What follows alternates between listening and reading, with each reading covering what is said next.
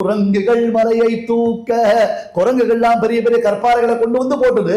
ஒரு அணில் குட்டி வந்துதான் அது போய் சமுத்திரத்துல உடம்ப நினைச்சுக்கும், அப்புறம் கரைக்கு வரும், உடனே மணலை உருட்டிக்கும் உடம்புல, திருப்பி கொண்டு போய் அந்த மணலை சமுத்திரத்துல கரைக்கும். ஏண்டானார், என்னால முடிந்த ராம கைங்கரியம் நான் பண்ணலாமா, நான் சரியா இல்லை, என்னால முடியுமா, அது பண்ண முடியுமா அப்படின்னு பாம்பு மாதிரி நெளியறதை விட்டுட்டு முடிஞ்ச கைங்கரியத்தை பண்ணணும்.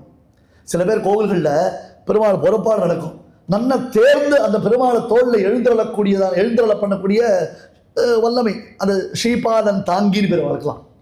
அப்படி பார்த்தாலே தோலையை நல்லா பூரிச்சு ஜம்மனுடைய பெருமாளை ஏழை பண்ணி ஸ்ரீபாதன் தாங்கி நிற்கும்.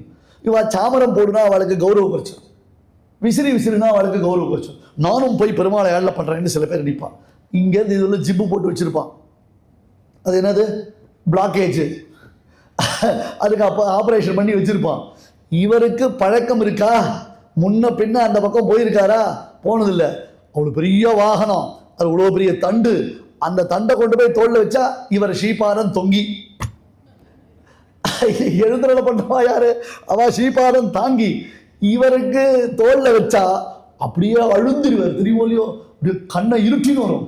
நம்மால முடிந்த கைங்கரியத்தை பண்ணணும், அதை முடிந்த வகையில் பண்ணணும். ஏன் சாமரம் போட்டா ஆகாதா, விசிறினா ஆகாதா, பெருமாளுக்கு தீவட்டி பிடிச்சா ஆகாதா?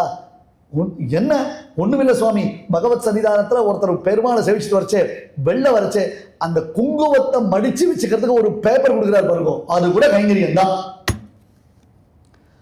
அந்த மாதிரி ஒரு அணில், சலமிலா அணிலம் போல, அந்த அணில் பண்ண கைங்கரியத்தை நான் பண்ணக்கூடாதா?